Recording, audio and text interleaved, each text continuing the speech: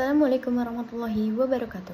Perkenalkan, nama saya Kamila Regina Putri dengan NPM 2022402111303. Di presentasi kali ini saya akan membawakan tentang hubungan manajemen dan bahasa Indonesia dalam meningkatkan kualitas komunikasi organisasi. Apa hubungan komunikasi dengan organisasi? Dalam dunia organisasi modern, komunikasi merupakan fondasi utama yang menopang keberlangsungan operasional dan pencapaian tujuan yang bersama. Keberhasilan suatu organisasi dapat ditentukan oleh sejauh mana informasi dapat disampaikan dengan akurat, efisien, dan dapat dipahami oleh seluruh elemen di dalamnya.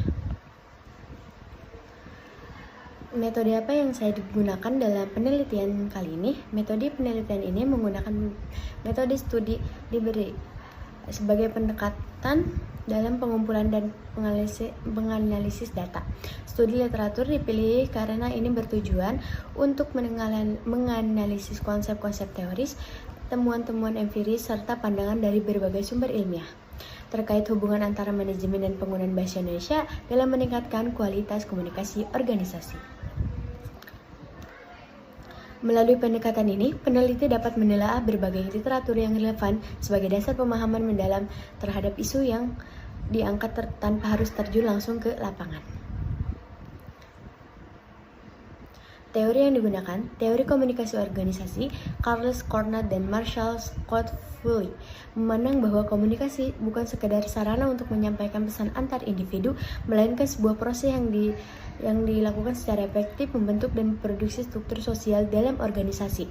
Miliane et al. 2022, dalam rangka ini, komunikasi dianggap sebagai mekanisme utama yang menjadikan organisasi sebagai sistem yang hidup, dinamis, dan terus berkembang.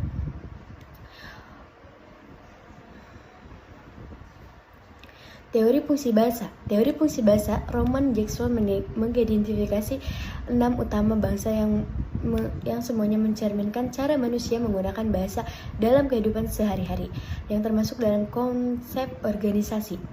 Keenam fungsi tersebut meliputi 1. Fungsi referensial yang berkaitan dengan penyampaian informasi atau konteks. 2. Fungsi emotif yang mencerminkan ekspresi pribadi pembicara. Yang ketiga, fungsi konotatif yang ditunjukkan untuk mempengaruhi atau mengaruhkan perilaku pendengar. 4. Fungsi patis yang berperan dalam membuka, menjaga, atau mengakhiri saluran komunikasi. Yang kelima, fungsi metalingual yang membantu menjelaskan, memperjelas kode atau bahasa yang digambarkan. Dan yang keenam, fungsi puitik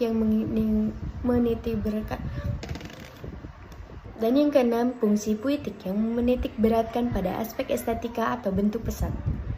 Selanjutnya ada pembahasan. Hasil pembahasan peran strategi manajemen dan mengarahkan komunikasi organisasi dapat dipraktikkan dalam sehari-hari. Manajemen berperan sebagai pengatur atau alur informasi, penghubung antar unit kerja, sekaligus sebagai penyampai visi dan misi organisasi kepada seluruh anggota. Selanjutnya ada implementasi bahasa Indonesia dalam praktik komunikasi organisasi. Bahasa Indonesia sebagai bahasa resmi negara yang memiliki peran strategis dalam menunjang kelancaran komunikasi dalam lingkungan kerja, terutama dalam institusi formal seperti pemerintahan, pendidikan, dan perusahaan. Dalam konteks organisasi, bahasa tidak hanya berfungsi sebagai alat tukar komunikasi, tetapi juga sebagai simbol integrasi, instrumen koordinasi, serta memiliki ekspresi budaya konstitusional. Dampak kualitas bahasa Indonesia terhadap efektivitas dan etos kerja organisasi. Dalam kualitas bahasa Indonesia terhadap efektivitas dan etos kerja organisasi, kualitas bahasa yang digunakan dalam komunikasi organisasi secara langsung mempengaruhi efektivitas kerja, suasana kolaboratif, serta etos kerja pegawai. Bahasa yang digunakan dengan tepat akan menciptakan komunikasi yang tidak hanya efisien, tetapi juga menumbuhkan rasa saling percaya, menghargai, dan keterlibatan emosional dalam organisasi. Berdasarkan teori komunikasi yang disebut oleh bahasa merupakan fondasi dari struktur sosial organisasi. Oleh sebab itu, bahasa tidak sebagai sarana teknis, tetapi juga sebagai alat pembentuk resepsi, emosi, dan budaya kerja. Yang terakhir ada kesimpulan, kualitas komunikasi dalam organisasi sangat dipengaruhi oleh hubungan sinergis antara manajemen dan penggunaan bahasa Indonesia yang efektif. Manajemen memegang peranan sentral dalam merancang, mengarahkan, serta mengendalikan proses komunikasi